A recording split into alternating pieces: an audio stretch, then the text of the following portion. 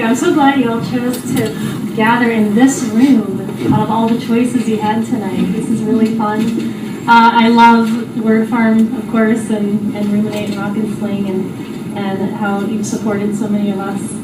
I'm glad Sally explained the book. I don't have to. But there are 10 women in this book from the Bible that I explore. And this first one is from the Eve section, and it's called Life Outside. To punish me, Adam has taken over the trees.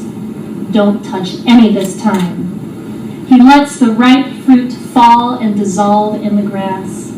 I envy those flies that just ride their wings into sweetness. What do I say? I wish I could return to the tree and turn away. I wish we could lie naked in a field and nibble figs. Now my stomach stirs like rocks in a river. I can only wait for him to pull a few roots and toss them over his shoulder. Eat. He is becoming the earth again. It sifts through his hair and settles in the creases of his skin. His back ripples under the sun like the mountains baking in the distance. Sometimes he stops and looks up, as if a voice were breaking through the trees. For a moment I see his eyes, then they float over my shoulder as if another woman stood behind me, beckoning him toward paradise.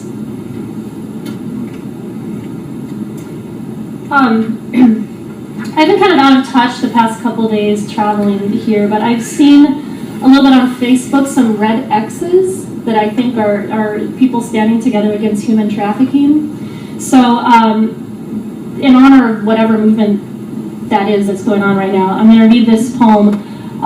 It's from my Dinah section, and she's not as well known, but she's a woman in the Old Testament who unfortunately, she's known for the fact that she was raped.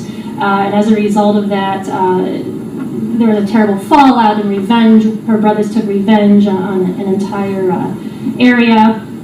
So the whole section of the book kind of explores sexual exploitation and the fallout from that. This poem is called Drift. At last, April. We drive past the forest preserve, treetops simmering green. I roll down the window and press my palm to the wind. I've read that in spring, young girls are driven to places like these, forced to huddle under damp logs.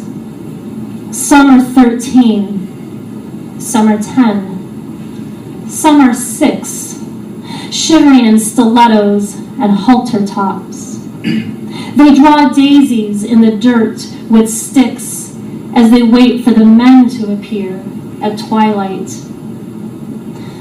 The girls teach themselves to float away, drifting to the canopy of branches. One girl becomes a wisp of cloud.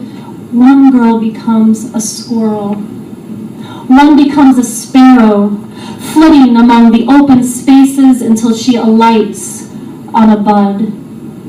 She perches there and refuses to move.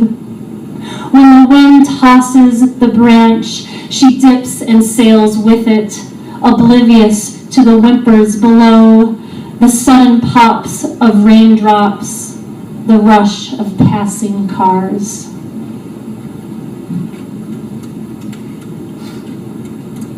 And then finally, in honor of AWP, I'm going to read a poem about wine.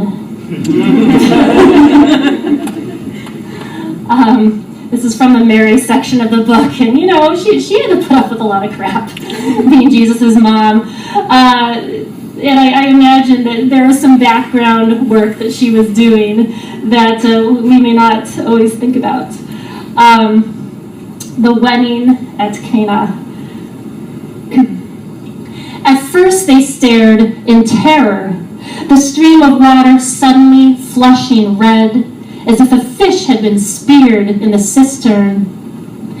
They steadied themselves on tables. They looked around, awaiting the fire of angels to consume them. Eventually, a guest cleared his throat and murmured, "Hey, looks like we've got a regular plague of wine here."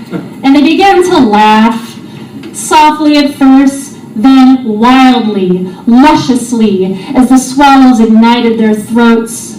The women rattled their tambourines, the men stomped their feet on the dusty floor, the bridegroom swung his wife to the ceiling, and Jesus whirled and whooped in the middle of the room as his small grain mother poured the goblets like mad, wine spilling over her wrists.